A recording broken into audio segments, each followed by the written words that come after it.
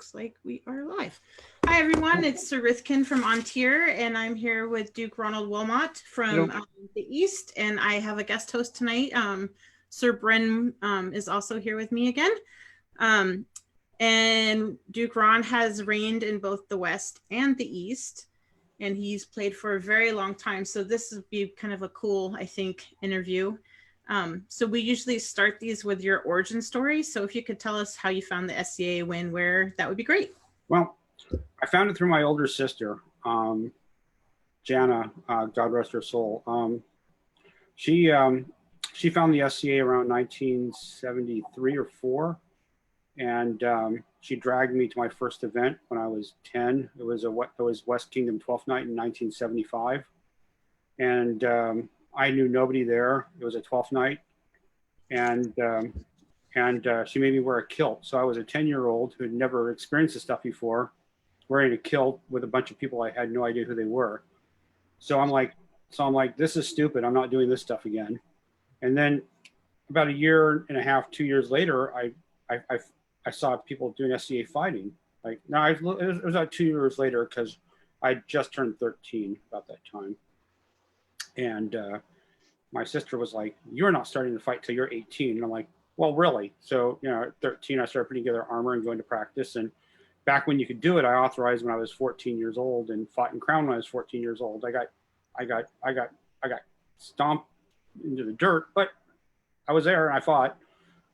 So that's cool. I have like some old school pictures. I don't know if this is from the Crown you fought, but let's look at the picture real quick because I think it's super cool. It's definitely early. Right. Whoops. Let's see. All right. So that's actually my very first fighting event. I'm the one on the right. And I was just 14 at that point. And I just authorized the Wednesday before this. And the guy on my left his name is Yosef of Novgorod, and he disappeared soon thereafter. But I think if if you bet somebody which one of these two guys would come back to this event 5 years later as royalty, they'd be totally wrong. Probably. Let me see. I think the next one might be really early too. Same event? Same event, yeah. It's just that picture was switched around. I'm not left-handed, I'm right-handed. So, and we were just posing for a couple of pictures for, I believe it was Linda the Lakelands, who took these photos. So, you're not actually fighting there? Well, if you'll notice, I'm not wearing a hockey glove. Right. So either I got really stupid, which is totally possible, and just forgot to put it on because I was 14, or I think she asked us to pose for a couple of pictures. Very cool. Because pickup fighting at that point wasn't quite the thing it was, at least not at this one. So who helped you get your armor together when you were that young? Partially the gentleman in the background who sadly passed away about a month ago. His name was Elrin McElrin. He helped me out a little bit. I swiped a few pieces of my sister's armor because she fought, and she wasn't using it. So, and I mean, I'm wearing carpet armor. So, I threw that together out of carpet scraps. I mean, I was 14 years old and didn't have anything for money really. So. Right. I'm impressed that you I mean, I really wanted to do this. Yeah. That's me right after I turned 18. That's James and Verena when they were stepping out as Prince and Princess of the Mist. It was funny because she asked me at that event, like 5 minutes before this, like, can you carry my banner out when I walk out? And I was like, wow, actually been noticed by royalty. And it taught me a lesson, because I was just going to go there to fight in the tournament. So I just threw a T-tunic in there, and I was basically about ready to put my armor on when Verena walked up to me and said, "Hey, you want to carry my banner out?" And I'm like, oh. so that's why I'm not quite as well dressed as you'd think somebody who should be carrying a princess's banner out is. So, but yeah, that was right before, that was right about the time my fighting really took off. That was, that's actually a very interesting event because Up until that point, I was like a 3-4 round fighter, and then as you can see, I grew a couple of inches. Yes. Took off all the baby fat, and around that time is when I really came into my own skill wise, because everything came together. My coordination came together. I had a couple more inches of height. Just everything just kicked in. Because like I said, up until that point, like when I was 17, I was doing 3 rounds, maybe 4 if I was having a great day. Right before that, I fought in cornet tourney and got to the semifinals, and then I won the next one. Wow. After that, so I mean, it was literally like, I just woke up one morning and I was just 10 times the fighter I was when I went to bed. It was just bizarre. Cool. But I think maybe that one's maybe not as early.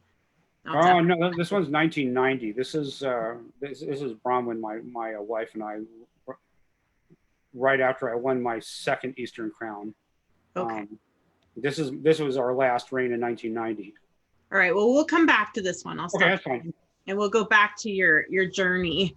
But okay. those are so cool. Those old pictures. And the big sort of barrel helm. Yeah, but the first 2 photos were from Burrow Creek 1, which is now known as Estrella. Wow. That was February 1978. Super cool. So how did you train when you were a teenager? Well, I was incredibly lucky in the fact that I had several practices that were just epic. I had the Rockridge BART Station practice. Before that, we were all over at Duke William and Duchess Maven's house, and for their practice. And I also had a practice run by a gentleman by the name of Benjamin von Armentrout, and that's where like Paul Beltrix trained, because Paul Beltrix lived right nearby. Radnor Gildemar was there pretty much every week. Sagan was there a lot. There was a lot of very good people. So I mean, basically my journey in that regard was that. Oh, I'm sorry. And later on, I had the Mission College practice, which had the same people, but later on it had people like Uther and people like that later on down, but those were all training grounds for some of the most epic legends of the SCA, of the West Kingdom. So I'd go to like 2-3 practices a week. I'd go to every tournament I could get to. I would, I had a Pell in my backyard. I worked out religiously because, even at a young age, I really wanted this.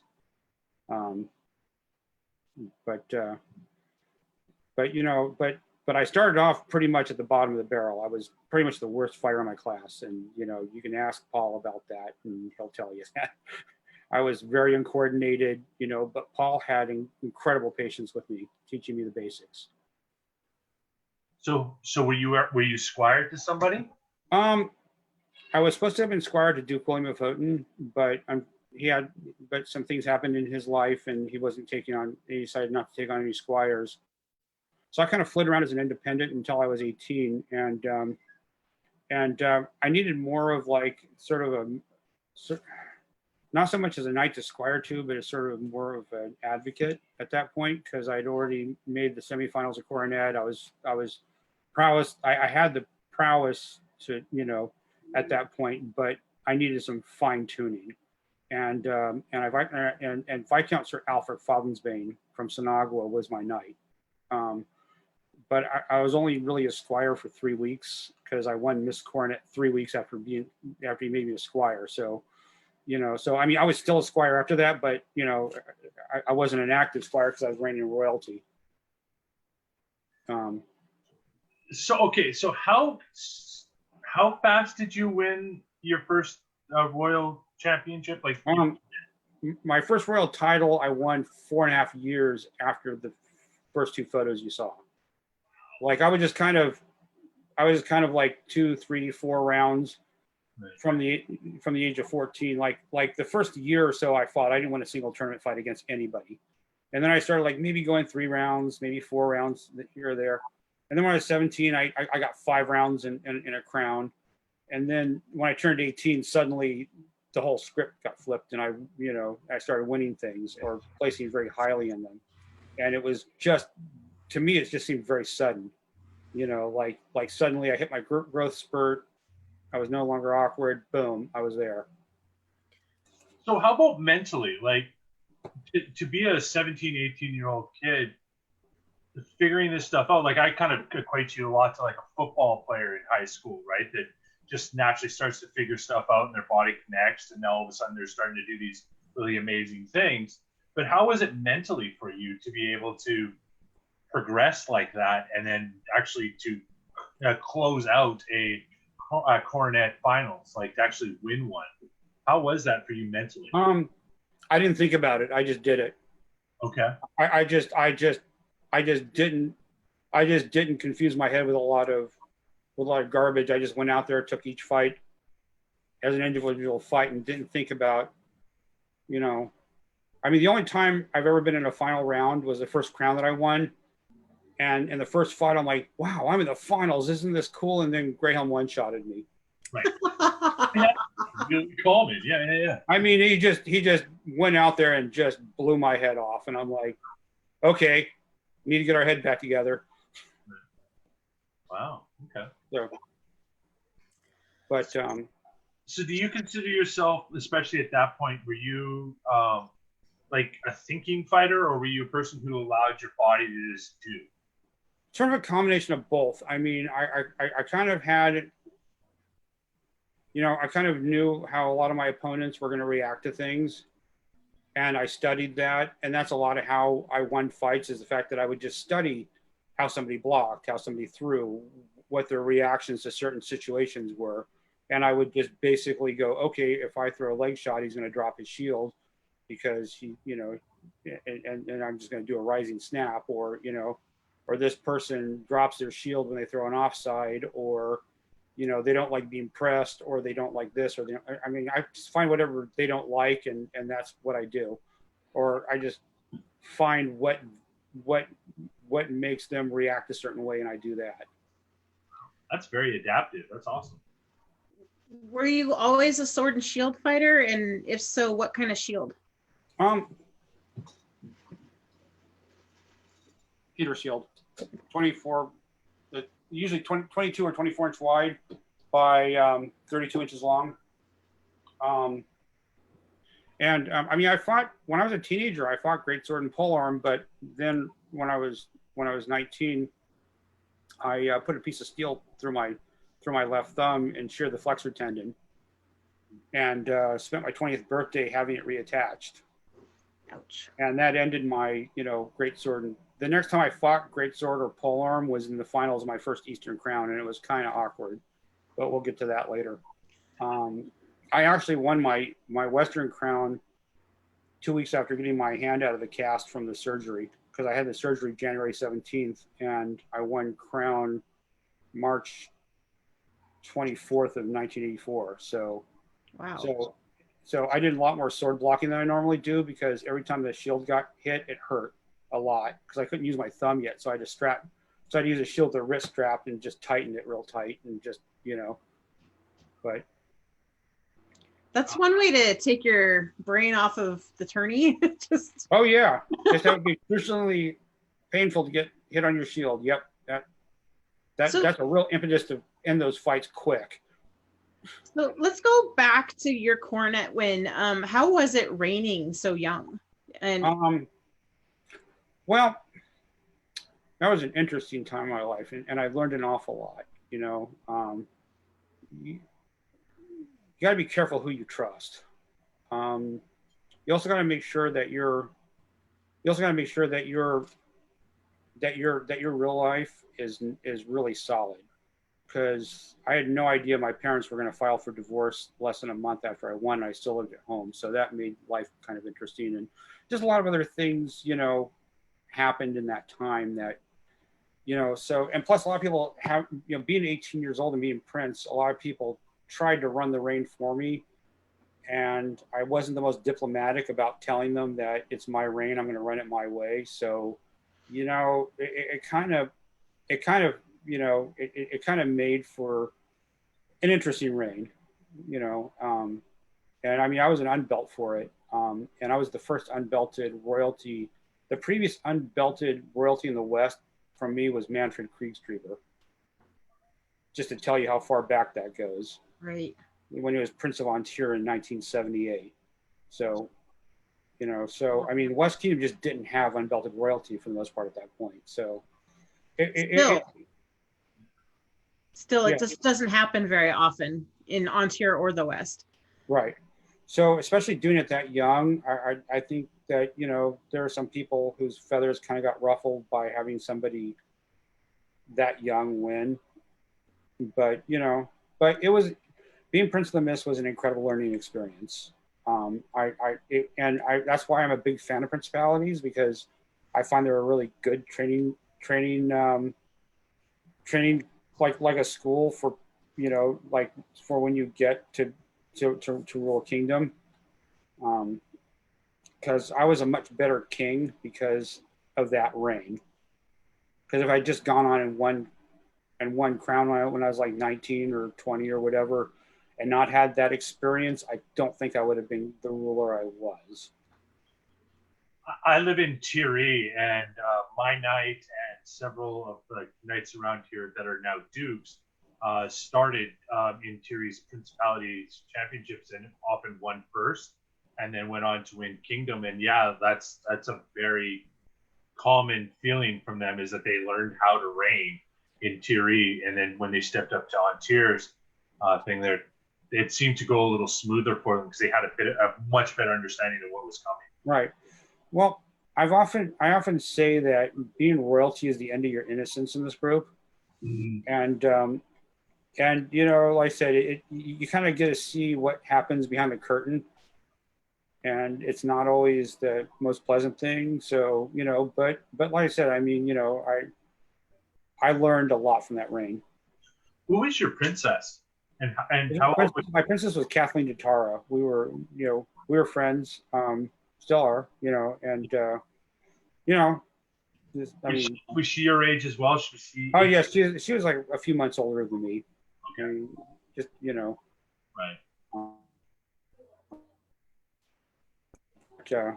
But yeah, I mean, you know, it's like, I mean, after that, you know, since we weren't a couple, I was starting to fight for other people. So that's why she was not my first queen. Gotcha. When you entered Crown after having your hand surgery, was it on your mind to win, or were you just testing the waters? I know in West the culture is to fight. Well, yeah. My feeling was I was going to fight in every crown until I was a duke, unless I was either principality, royalty, or king, or not able to fight. You know, that was kind of how I was raised, is that you fought in crown until you were a duke, and then you stepped aside and fought when you wanted to reign. But, you know, I've always seen that as, you know, that's just how I was raised, because they wanted to keep the integrity of crown by having as many people in it as possible. Yeah, we're both the same way. That's our culture down over here. Did you decide that you would forego coronet tourneys so that you could reach that goal? It was such a short time that there was one coronet tourney that I didn't fight in, and you know, I just stepped off. The rain really beat me up pretty good, so I just wanted a little bit of time off from coronet. And plus, you know, the person I was seeing at that point had only been to like 2 or 3 SCA events, and that would have really been bad for her. So okay, you're all right. I thought you had something else to say. Oh, so, no, I'm sorry. So when you won crown, was there anything that felt different about that tournament, or how did it feel to be in the final? You know, it's funny. When I was younger, I fought my absolute best when I was really, really pissed off. And I don't want to go into details, but I had a pretty epically bad week the week before. Like they pulled the stitches out of my left thumb, and there were like 50 tiny little stitches that they pulled out. I had to pull out one at a time. So I mean, I I was out there like, I just want to have a good tournament, you know, win some fights. And it wasn't even like a consideration that I would win because I hadn't fought since early January. So, you know, I didn't think I had a shot at it until I got to the finals and went, whoa, I could do this. And that second is when I got one-shotted. And then I went, good. You were in the finals with did you say Duke James? James Graham, yeah. Yeah. And he won the first one and I won the second two, because West Kingdom Crowns are best 2 out of 3 finals. And you were not a knight at this point, right? Oh, no, I was knighted the previous crown. Okay. Which I fought in, and I got to the semifinals of that crown. I lost to William the Lucky and Torgal. Torgal, Dak, and Ulfred came to visit from Ontier, and fought in Western Crown. And Torgal was actually in the finals with William the Lucky, so we almost had an Ontarian as our king. It was very, very, very close. I've heard the story of that crown. Yeah, I was one of the semifinalists. So, yeah. But yeah, they came down with Bulwark, right? Yes. Yeah. That's a good story. So tell us about your knighting then. Well, my knighting was very basic. The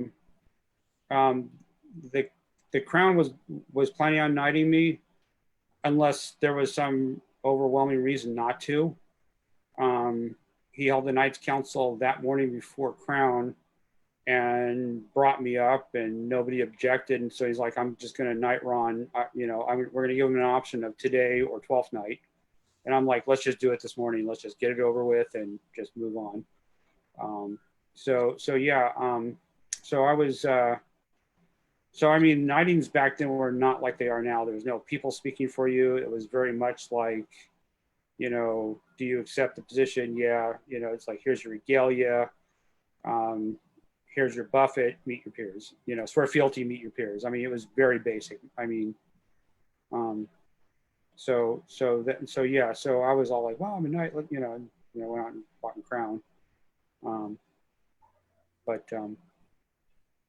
So, okay, let's talk about that for a minute. So the knightings back then did not have the pomp and the wedding-like feeling that they have today.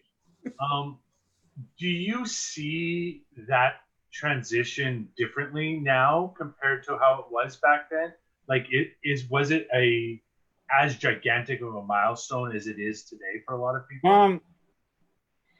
I think it being a milestone varies by the person. For me, it was a huge milestone because, I mean, this is something I wanted since I was 13 years old, you know, and 6 years later, here I was getting it, and I was, and, it's funny because people think because of the ages I got things that it all came very easy, but it was a lot of work. It was a lot of blood, sweat, and tears, It's weird to make this sound this way, but it's almost like a good thing that you were as young as you were, that your body and your life had the room for it, right? Like your body could recover fast being so young, and your time and schooling and all that you could dedicate to all those practices, all that training. Right. Like you still have to work for it, but yeah, you had the ability to do so, which is very fortunate. Right. So you lived in the Mist, right? And your knight was in Sinagua.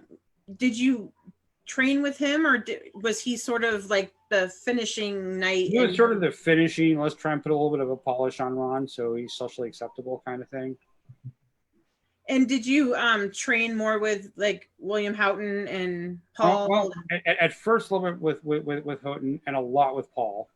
I also worked with Radnor and Sagan and Thomas Incomplete and a lot of these other guys. When I started going to Rockridge BART Station more, I started working a lot with Andrew of Riga. I don't know if you've ever met him. I've heard of him. Yeah, incredible trainer. I mean, he was rough though. I mean, think of the movie Dodgeball with Patches O'Houlihan. I mean, he was, but he got results. I mean, he took me from being, when he started with me right after I turned 18, with going 3, 4, or 5 rounds. I mean, he had me winning coronet at the end of the year and then winning crown, you know, a little bit later on. So, I mean, he really worked me hard. And there are times I hated him for it, but, you know, I am where I am today because a good chunk because of his working with me like that. Because he just did not take excuses. He did not, you know, he was like, we're going to do this, you know. So what kind of things would he do? Like, what are some examples of it? Drills, Like, like he did drills, you know, he would like get me to move, because one of my biggest problems is I don't move. I tend to just use my hands and just beat on people. And he got me to move. He got me to think about, you know, he's the one who got me a lot of my, you know, being able to position people to where I want them and stuff like that, you know, and also the mental intensity that you need to win these things. I mean, a lot of that was his work with me. So when you guys, would you work at the Bart practice together, or did he have a Nope. We met at the Rockridge BART station on Thursday nights. So would everybody do the drills together, or were you guys over on the side doing We your were own over thing? on the side. I mean, he'd work with other people, but you know, I was his special project. So, and I'm eternally grateful for him for that. Super cool. did he approach you or did you approach him? I don't remember. I think he just said, you know, it's like, you know, I can't remember exactly what the conversation was, but it was kind of like, you know, you've got a lot of talent, but you know, you're kind of a screw up. Let's fix that, you know, and he did. Very cool. But I mean, the only reason why any of that worked is because I had the mechanics I learned from Paul. I had the deceptive sword work and movement I learned from Radnor. You know, I had all that, but he actually just took it all, put it together, and you know, made it work for me better. Very cool. Very cool. It's great when you can take a little bit from everyone and build your foundation, and Right. then somebody can help you just sort of click it all together. Yeah, and shield work I learned from Viscount Brandon, who was my successor as Prince in this. I don't know if you ever met Brandon here. Yeah, to my mind, one of the best shield uses a heater shield I've ever met. I learned a lot about how shield use from him. And you know, one of the things about fighting is that you could have the best offense in the world, but man, if you can't block, you're done. So True. So tell us about your first reign then. How is it different than Coronet? No, people no longer treated me like I was a kid. I was treated as a full adult. My queen is Deirdriana of the Misty Isles. She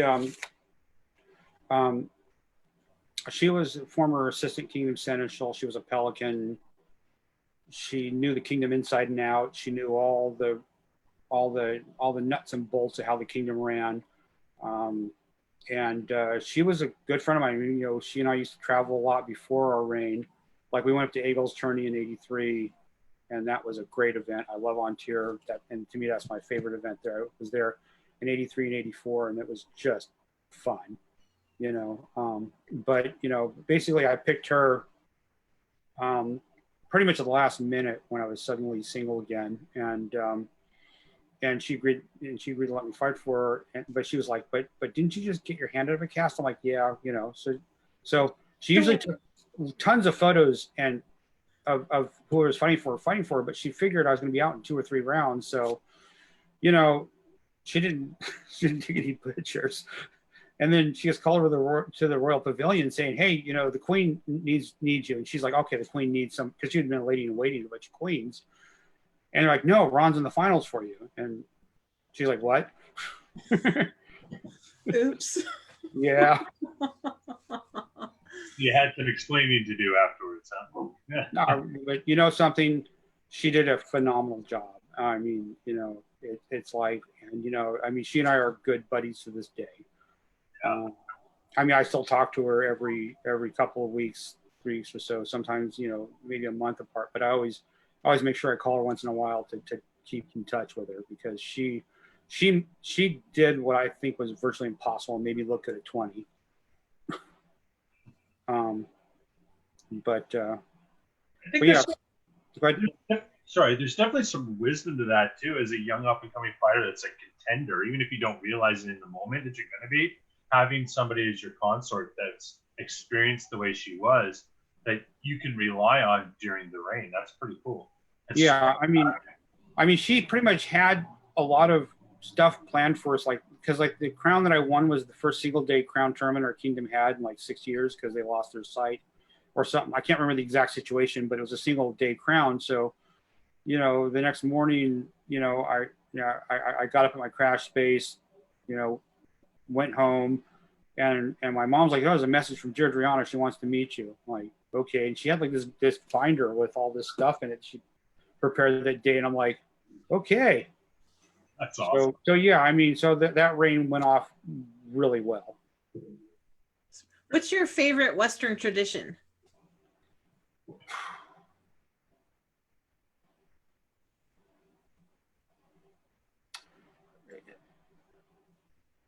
Well, there's several. I like the 3 reigns a year because reigning for being crown prince for 2-3 months and then being king for 4, you know, the job's just starting to suck when you step down. So basically, you know, you reign for 4 months, you're done. You get your county or your duchy, and you know, and you know, it's like you take a short break and then you're ready for it again. You don't have a bad taste in your mouth. You leave with a good taste in your mouth. Oh yeah, I mean, I mean, boy, that was, you know, there, you know, as a Westerner, there are 2 times that I had the most fun. One was being King of the West, and one was a couple years before when I was on Duchess Verena's Queen's Guard. Those are the 2 most fun times I had as a Westerner, by far. So what made him so fun? What were the standouts?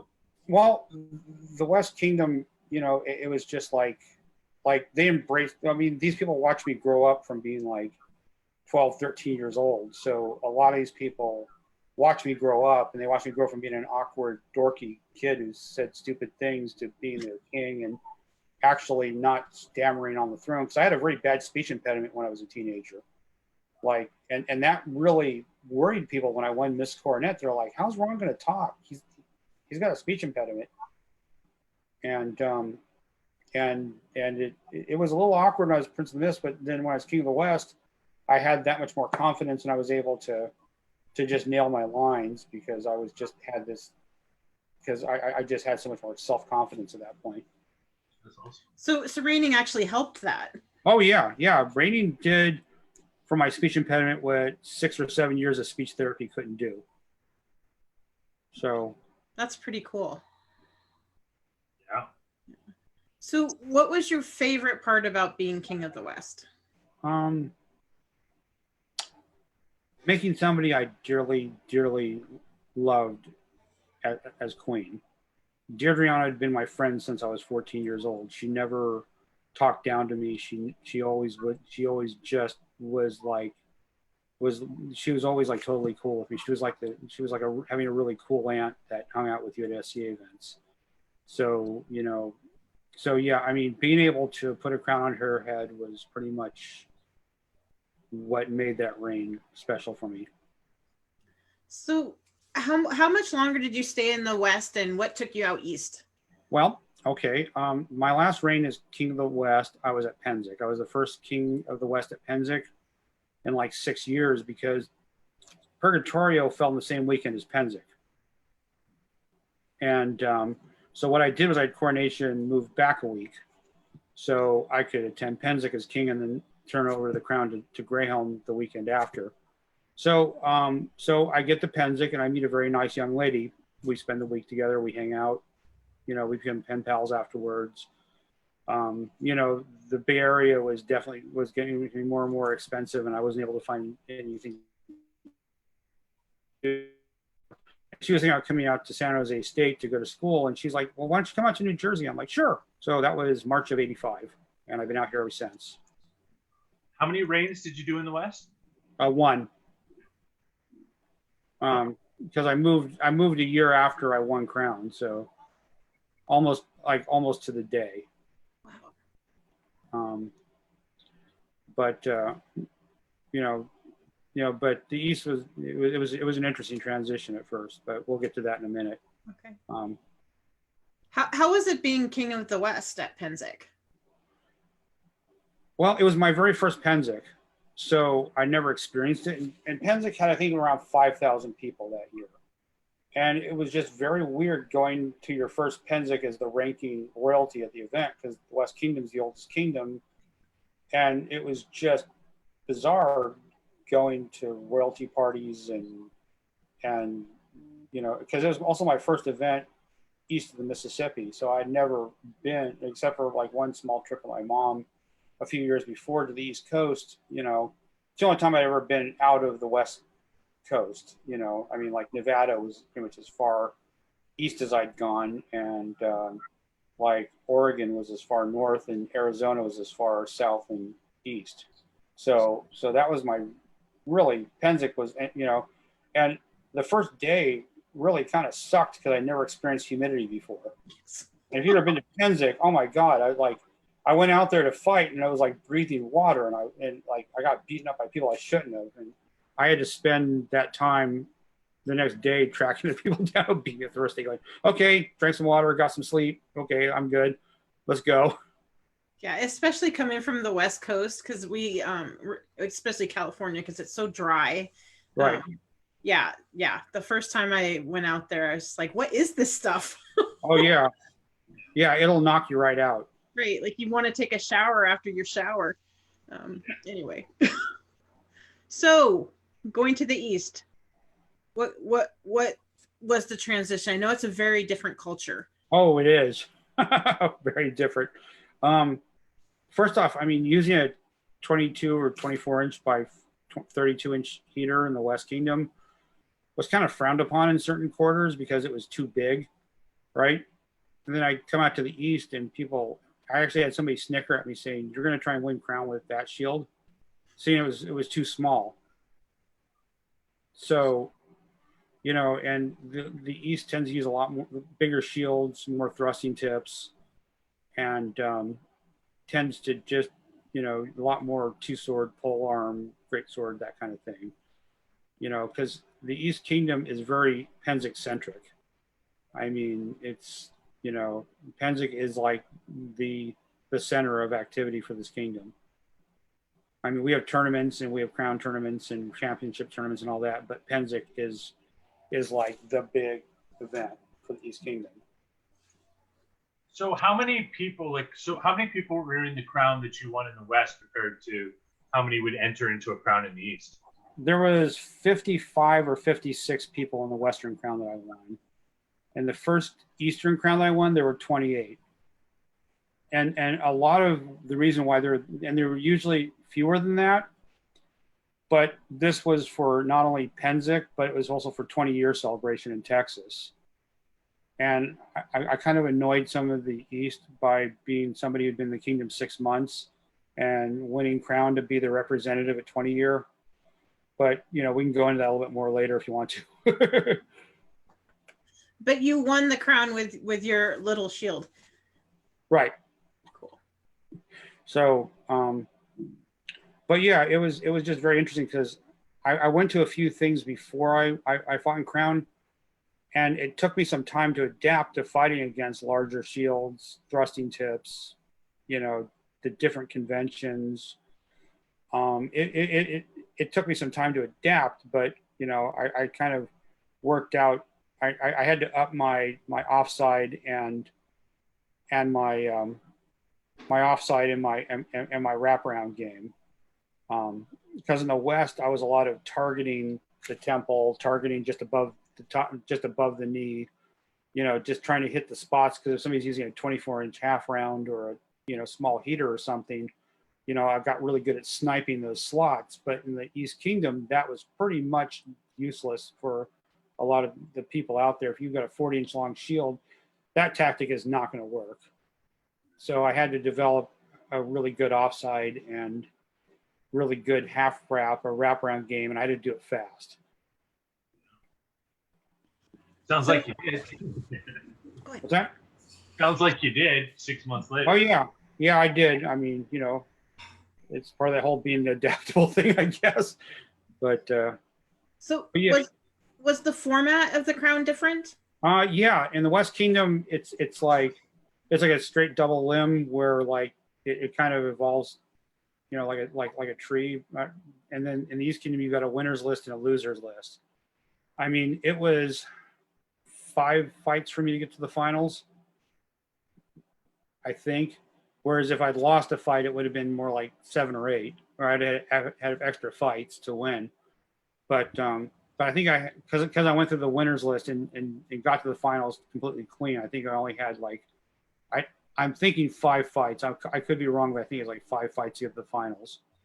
So they don't match you up then, like if you get through the winners list and you're the last one there, they'll have rounds and you're not involved in them. There's rounds for the losers that take each other out. That's interesting. So yeah, but how it is the semifinals are best 2 out of 3, with the loser having to win 2 and the winner having to win 1. So my opponent came up to the losers list, and I had to beat him once, and he had to beat me twice. Wow. So, It doesn't reset in the final, huh? Like I'm used to it resetting. oh yeah, in the finals, losses are forgiven, and you start off with the best 3 out of 5. Right. And they're matched weapons. Like the first round was sword and shield. The second round was 2 weapon. The third round was great sword, which I lost because it was the first time I picked up a great weapon since my injury. And the fourth round, I said, yeah, let's try great weapon. Let's try great sword again. And I figured out what he was doing, and I beat him with it. So I ended up winning. And it was kind of interesting because very few people in the East Kingdom knew who I was. Like it was a few dozen pretty much. So like even the Kingdom Seneschal walked up to me and said, besides being our crown prince, who are you? Tell me who. Like I don't like I barely know anything about you. So I spent my 5.5 months as crown prince basically introducing myself to the kingdom.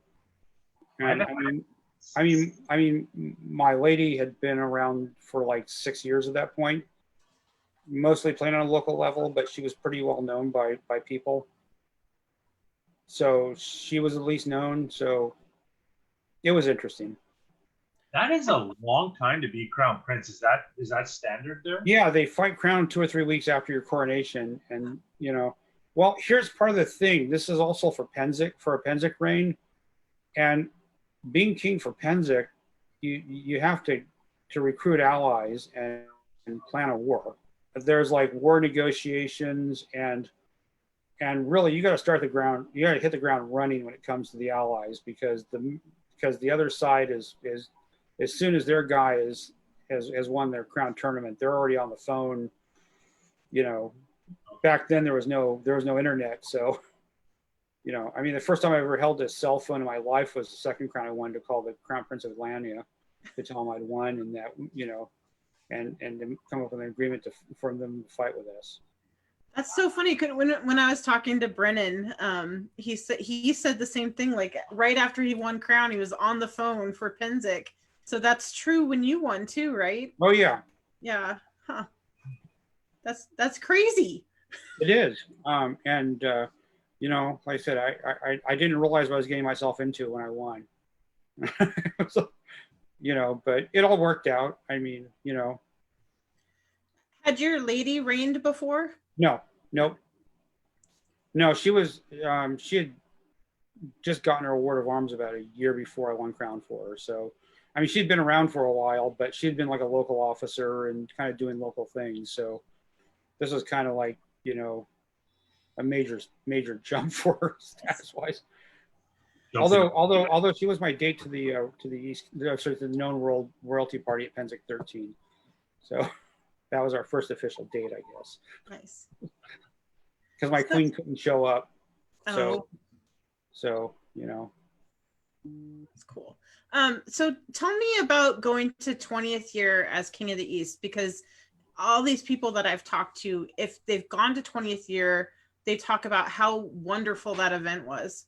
It was wonderful. You know, the only downer that almost happened to us was the Texas Ren Fair site has an unmarked railroad crossing, and we got there around 2 a.m. And I was in the back of the van, sort of half dozed off, and suddenly we came to a screeching halt, and I basically flew across the back of the van. And it turns out a train came, and the guy driving almost didn't pick it up in time. So that was kind of like, okay, well, you know. Was that on the way at the beginning? Yeah, that was just as we were driving to the site from the airport. So yeah, but I mean, it was a great event, except for when Torgal one-shotted me in the On Tier Day tournament. That kind of sucked, but there was an On Tier Day. Oh yeah. That was there was tournaments for something like Haid had a tournament, the West had a tournament, and On Tier had a tournament. Eric was king of On Tier at that point. I think he was known as Arthur at that point. Yeah, he's living in Lockhart. Yeah. So he's another person you should interview. He's just such a great guy to hang out with. I mean, so but I mean the rain worked out. I mean, you know, we got through that. We got through Penzik. You know, it was kind of strange, like I said, just raining as somebody that a lot of the kingdom perceived as an outsider. But you know, I grew on them in time. Well, were you given help or not? Yeah, we were. My predecessor, Siegfried von Holstern, was incredibly helpful. And there was a number of other people that, you know, I just grabbed and went, look, I have no idea what I'm doing. Walk me through this. Because the West Kingdom, I mean, the kingdom's run way differently, you know, because we didn't have written pollings in the West Kingdom, and in the East, everything was a polling order. We had to mail out, you know, 100 letters because there was no email at that point. I mean, my squire Mitchell had email, but he's the only person I knew who had email at that point, you know, so there was a lot of differences, and it was a lot more work being king of the East than being king of the West. But they were both enjoyable in their own way. I mean, the East has their way, and the West has their way, and you know, they're both great. So, what was your favorite part of reigning in the East?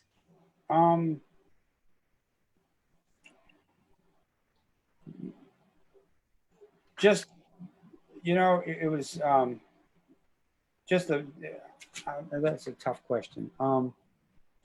I mean, you know, feeling the support of my kingdom at Penzik. You know, these people hardly knew who I was, and yet they fought like demons for me.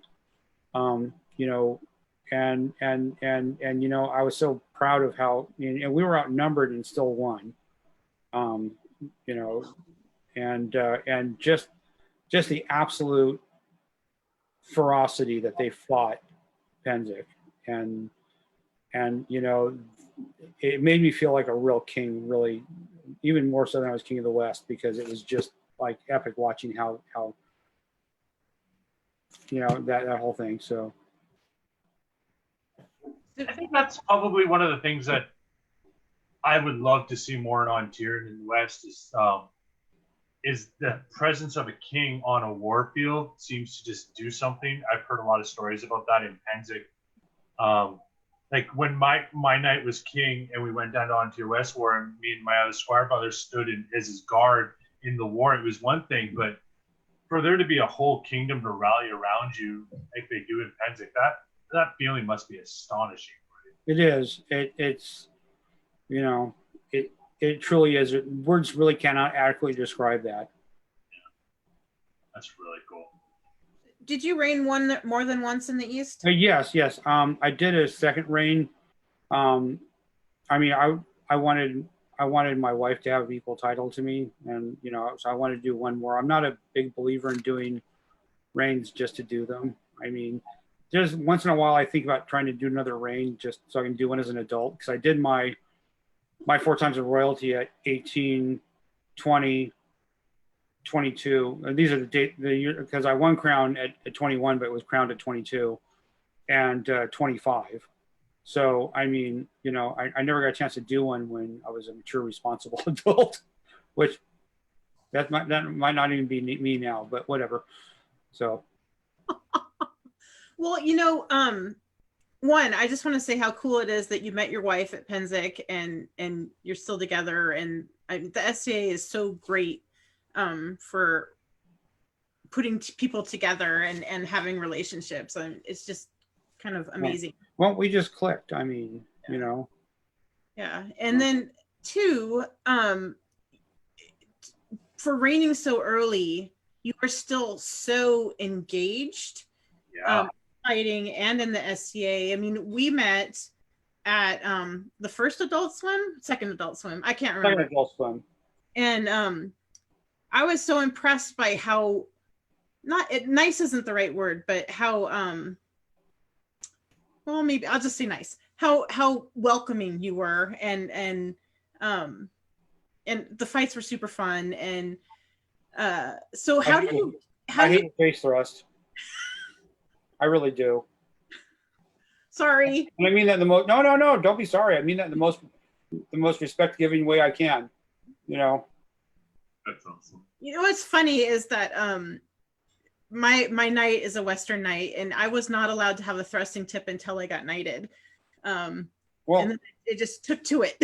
So. Well, I mean, here's the thing: is that in the West, in the late '70s and '80s. No one had a thrusting tip on their broadsword. It was like the most uncool thing you could do. Well, right. It was all about the noble edge. Right. Yes. So when I moved to the East and everyone had thrusting tips on their broadswords, I was like, oh, this is going to be interesting. So. But I'm wondering how do you stay engaged? How do you keep your passion stoked? It kind of ebbs and flows. There have been times when I haven't done SCA for long periods of time. There are times I'm just like, I need to just not do this. And I mean, I have other hobbies that I turn on when I don't know actually. What are these other hobbies? I collect comic books. I own a vintage Jaguar. I shoot guns. I do other things, so all expensive hobbies. I mean, there's no such thing as a cheap hobby if it's worth doing. I agree with that. So I just have too many expensive hobbies, So, I mean, the SCA is actually the cheapest of my hobbies. With vintage Jaguar, that makes sense. Yeah. Oh yeah. Yeah. The E and E type stands for expensive. So you should spend more time in the shop than on the road. Not really. It just needs things, So, but go ahead. No, go ahead. I was gonna go back to your pictures because I think that there's a lineage picture in there, and we can look at your wife again too. Okay. There we go. So, is that before you guys reigned or after? That is when we were Crown Prince and Princess the second time. See the little tigers on the coronets? Those are the Crown Prince and Princess coronets for the East. We were actually the first royal couple to wear those in our first reign. Because they're still actually in use today. They're still as the Crown Prince and Princess coronets. And actually, it's kind of funny because that fit me and I like that a lot. But when I first won crown, there were several crowns. There was what they call the ancient Venerable crowns, which were tiny. I mean, they fit me like a yarmulke, and I just and like if I moved my head, they'd fall off. So I had to have new crowns made because I didn't like the other set. There was two other sets. There was a set I really didn't like that were brand new because they just didn't look like crowns to me. And then there was what they call the Cryodoc Crowns, which are one of this kingdom's earliest crowns, which were so fragile that they only let the royalty wear them once in a great while. Kind of like how the Torgal crowns are probably handled in Ontario at this point. Or the Henrik crowns are handled in the West Kingdom, where they're only worn on very certain occasions. Okay. That's just a random photo of me at Penzic with a red and black shield. Okay. I'm not trying to steal Steingrim's arms. It's just I didn't get a chance to paint the charges on them. I mean, it should actually look like That's a small shield.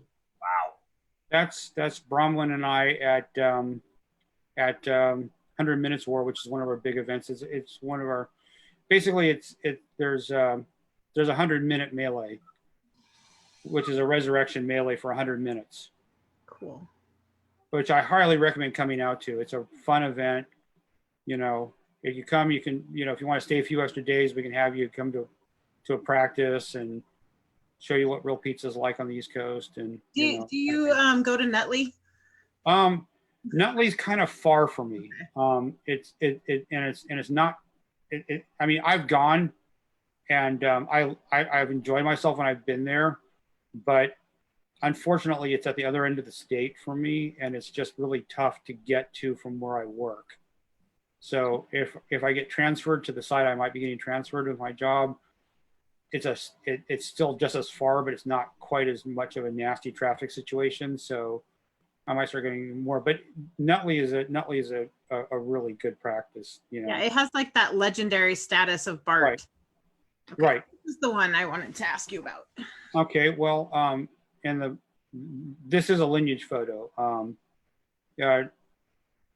my right side, in the blue, is Sir William McCrimmon, and next to him in the scale is Sir Harold. Those are both my grand squires, and kneeling is Earl Sir Wulstan, from now living in Meridies.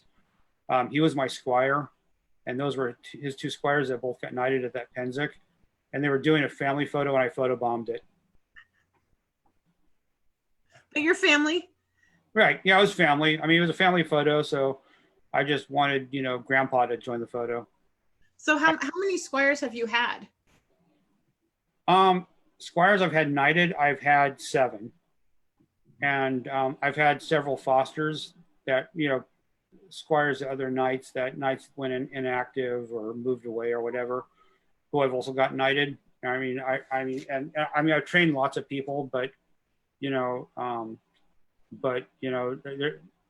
but as far as my own actual squires, I've had 7 done, and there's actually like I'd say at least 4 or 5 generations down now in some places, and they're all over the known world. I have former great grand squires and such in Meridies, in North Shield, in Caid, and I'm trying to think the other kingdoms. I think those are the kingdoms they're in. I'm probably missing some kingdoms, but that's just off the top of my head. That's pretty special. Are you like an Andro of Riga trainer? Like, are you mean? Well, I can be. I'm generally try to be really nice to newbies, unless they either A, cop an attitude, or B, tell me they want to get knighted. Once they say, hey, I want to get knighted or I want to crown, then we switch gears. And I mean, one of my trainees actually gave me duct tape and rattan wrenches one time. So yeah, you could probably say that I followed the Andrew school. So effective. Oh yeah. Well, I mean, you know, I of my own squires, I've got a Duke, and I've got 2 counts. Oh, sorry, 3 counts. And you know, and of my grand squires, I've got more Dukes, and great grand squires. I've got a couple. I mean, I've got a lineage I'm very proud of. Somebody says that you have people in Ethelmark too. Oh, Ethelmark. I'm sorry. God, you know, I don't always get all my kingdoms straight, but yes, Ethelmark. In fact, the first king of Ethelmark was one of my squires, Ingvar the Dismal. So you have you always been a student of the SCA the way you are now? Like the history, the lore, is that always? Oh, absolutely. See, I live 2 towns away from the society registrar, Mistress Clevedon. So I do clerical work on a volunteer basis, because you know she was only about 20 minutes from my house. So I'd go over there and I'd get free newsletters, and I'd read about customs of other kingdoms and their customs and traditions and stuff, and I would talk to people from out of kingdom and find out what they were, which is actually helped me spot a fake peer once. Wow. I was talking to a knight from Meridies, and he said, we've never made a master at arms. You know, we had this one guy, I believe his name was Sir Starhelm, who was made a Knight's Bachelor, and because he didn't want to swear fealty because of his persona. I'm like, oh, okay, you know. And then later on, when I was King of the West, this fighter came up to me and said, "Hi, I'm Master Robert. I'm a Master at Arms from Meridies." I went, "No, you're not." Nice. He's like, "Yes, I am." I'm like, "Nope, they've never made a Master at Arms." He said, "Well, they made an exception in my case." I'm like, "Try again." And then I'm like, "Okay, well, who gave you your baldric?" And he's like, "I don't remember."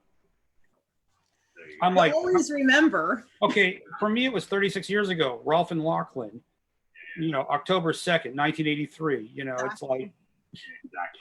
you know, I was you know, it's like it really hurt when Rolf slapped me. Yes.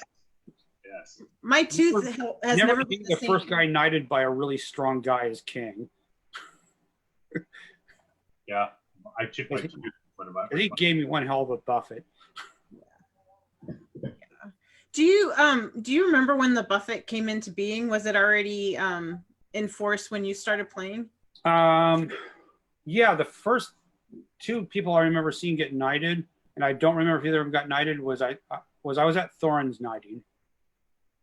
That was June Crown of 78, and I was at David of Westerville's knighting, who was knighted around the same time. I don't know which one came first, but I don't remember there being buffets for those. But you know, here's the thing: I just, you know, I was 14. I didn't have a very long attention span. I think you would remember the buffet though, because it's kind of cool. Oh no, I remember my buffet. Okay. No. Oh yeah. I remember browning out because, you know. But.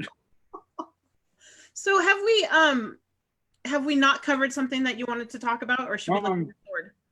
Not really. I mean, you know, I had another reign we didn't talk much about, but you know, it was pretty much, you know, the same as the first reign, but people knew who I was at that point. So, you know, and you know, I went on to not really fight in crowns for a long time after that, but I trained people. You know, I kept my training up because at Pennsic, you know, even if you're not fighting crown as a knight, you need to keep your training up to fight in the champions battle. So the champions battle is extremely important, you know, to the culture of the East Kingdom. And for a long time, I was a heroic champion, which is the single combat champions they have at Pennsic. And I really had to keep myself sharp for that, because a crown tournament, you're being watched by your kingdom. When you're fighting in a heroic champion, you're being watched by the entire known world, you know. Yeah, you don't want to show up to that without being on top of your game. No. Yeah, no. That's a really interesting tourney format. Like, we just don't have anything like that out here. What's that? The heroic champion thing.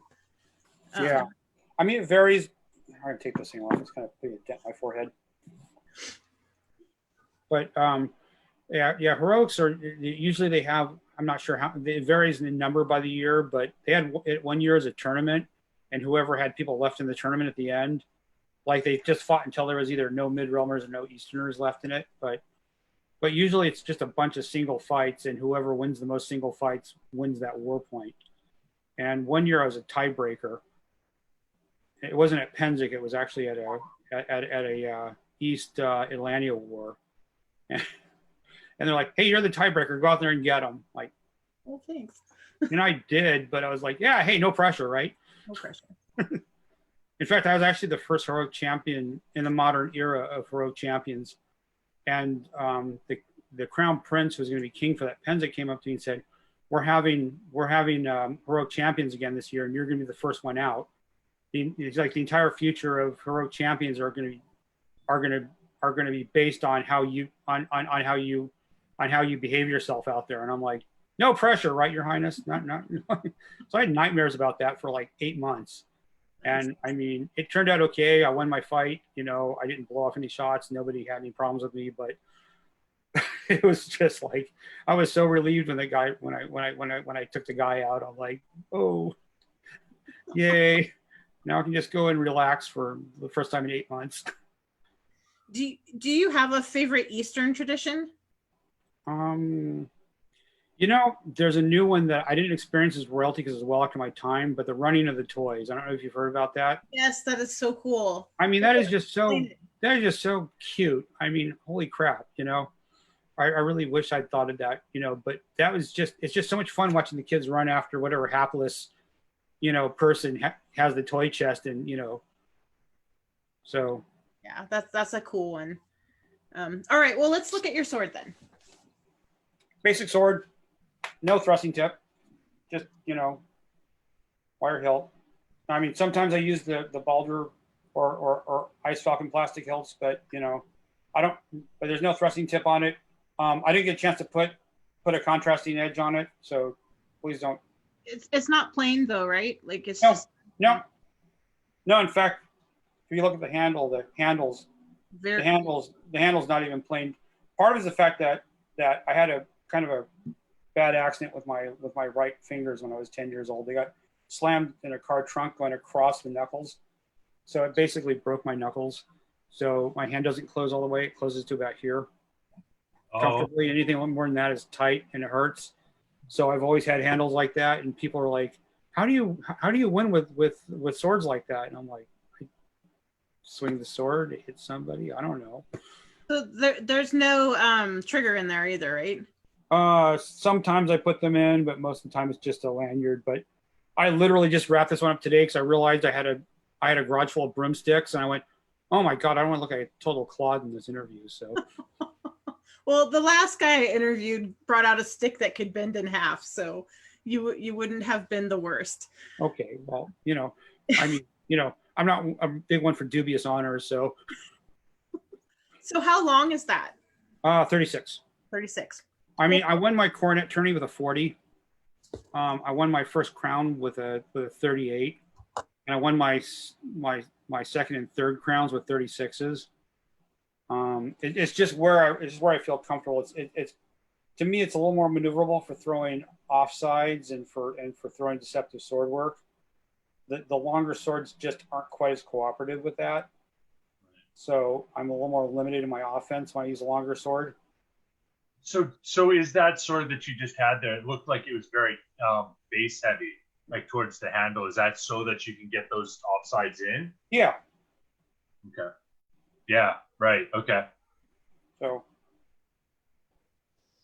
Yeah. Wow. Yeah. Cool. Okay. Very cool. All right. My wife's office. I don't want to break her stuff. All right. Well, let's do the final 10. If you could play anyone in the world, who would it be? You're going to fight anyone in the world? Yeah. Let me think.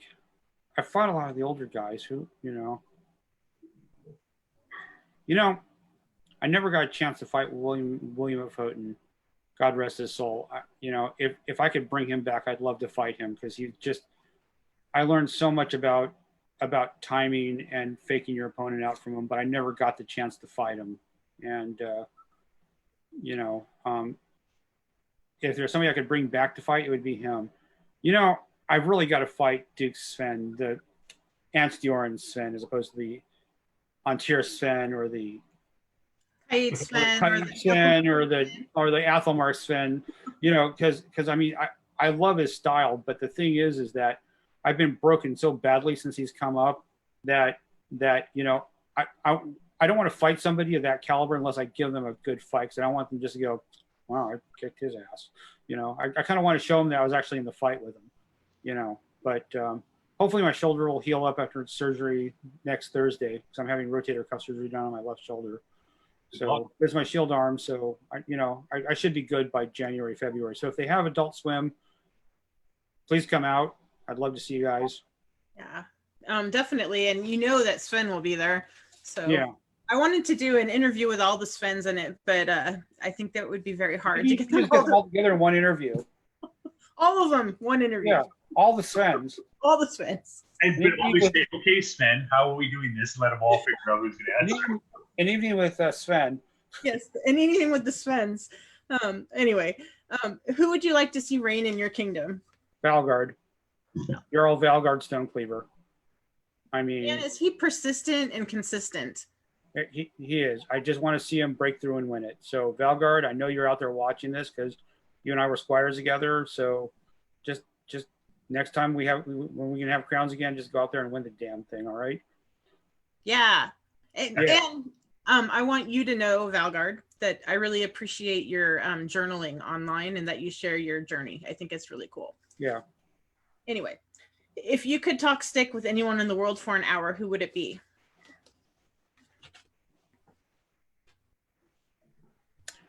Probably talk with Andrew Riga again. Just get some, just to, just because he was just so, I mean, I would say Paul, but Paul and I talk at every Penzic I go to.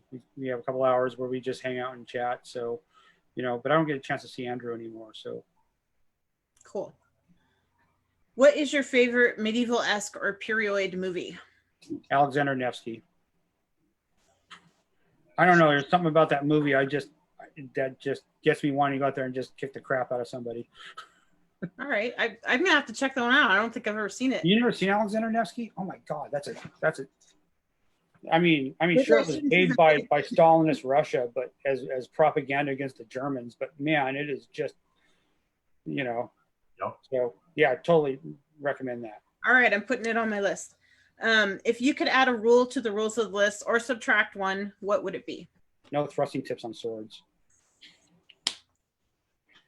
Nice. I know my thrusting tip friends are probably all flipping off their computers right now, but sorry, it's how I feel. I'm not ashamed. That's fine. I was raised that way. The noble edge. What is your favorite tournament format? Double limb, or actually double limb, but I kind of like the whole pulls into a Sweet 16 because that gives me a chance to warm up some, kind of fight my way up the food chain, get myself warmed up because I'm usually kind of rough in my first couple of fights, and then by the time I get to 3, 4, 5, I'm actually kind of starting to hum along. So either of those, but yeah, I guess I'd give a slight edge to the pools format. What's your favorite event? Adult Swim. There's no pressure. There's no egos. I mean, I'm sure there's egos there, but I really don't care about it. You just go out there. I fight new people. I get to, fight people I don't get a chance to fight anywhere else. It's just a very chill atmosphere. It really is. And I've met some really cool people like you. So, if you could have any helmet in the world, regardless of cost, what kind would it be? Anything made by Ugo or made by Vern? Ren. Right. Yeah, anything made by either of those guys. Sigismund or something. Totally be into anything those guys would make. As long as it fit me. I mean, if they were like, here, have this, it's for a 22-inch head, I'd be like, thanks. Yeah, wall mount. Yeah. That would just be heartbreaking. Yeah, if I did that, I would just say, this is the kind I want. You just do all your artistic stuff. I'm not dictating. Yeah, anything. pretty much. Yeah. Or hang on, I have a third one. Or Torgal. Yeah. I love Torgal's helmets. He still does such amazing work. He does. Yeah. I just wish he fought longer, for a longer time, because he was kind of before your time. But man, he was the bane of my existence in the 80s. He actually lived in my house for a while when I first started in the SCA, and I saw him in armor once. Eric came back from Australia, and they had a practice for him, and my squire brother and I were the only people there that weren't knights, so I got to see him fight once. So right. I feel lucky. Yeah. I never got a chance to beat him. I only double killed with him once, and the rest of the time he pretty much just wrecked me. Yeah. It's Saturday morning at Estrella, and several people want to talk to you about last night. What did you do? Spoke my mind at a peerage meeting. Like you should. Yeah. When I forget to bring my filter to a meeting, sometimes unfiltered. Okay. Totally unfiltered. I mean, you're seeing me filtered. Me unfiltered is kind of sometimes can be very cringeworthy. If you start doing an interview, the Duchess series, and you interview my wife, you'll hear about some of that. I think Sir Joel is going to do a Duchess series, so I'll tell him to contact your wife. Okay. Who is your favorite fight ever? I had a couple. I fought Trelawn of the Woods at 20-year celebration, and we had one of the most fun knockdown drag out fights ever. Yeah, it was like an on the knee slugging match, and he just barely got me. I lost that fight, but it was just so much fun. It was just like, that, and I had a fight with Ulfred from your kingdom when he was king of Ontir at Eagles in '83, and we fought for, I would say, between 10 and 15 minutes with no arms or legs being taken, no glance shots. It was one of those technically perfect fights I ever fought. But he just had such an incredible defense. I just couldn't crack it, but he couldn't crack mine either. So we finally had to just stop, and because we were looking over at Manfred and Thorin going, you know, those guys are sitting there watching us, and they're going to kick our asses if this goes on much longer. So we went to a single broadsword, and he beat me, you know. So those are my two favorites of well, at this point, 42 years of being in this. I mean, I've got a lot of others that are really close to that, but, you know, those are the two. And nice guys too. Alfred is one of the most amazing teachers that we have. Oh, he is. He is just a totally great guy. All right, the bonus question: who is the cleanest fighter in your kingdom? Wow. The cleanest fighter.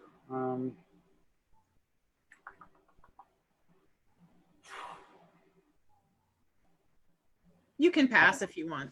Yeah, I you know, I mean, there's a number of candidates, but to figure out the cleanest one. Well, it's not a bad thing to have a number of candidates. So yeah, I know. So I'm just trying to think of one that really stands out to me. So, if you got another question for me, I can pass on that one for a minute. That's the last question. What's the last question? Oh man. Right, How about name three? Is that? How about name three of them?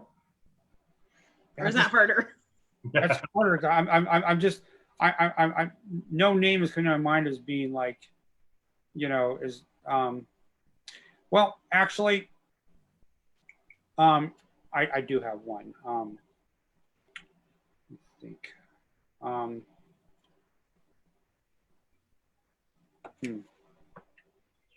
love how hard this is. I'd have to say Sterling, Sir Sterling.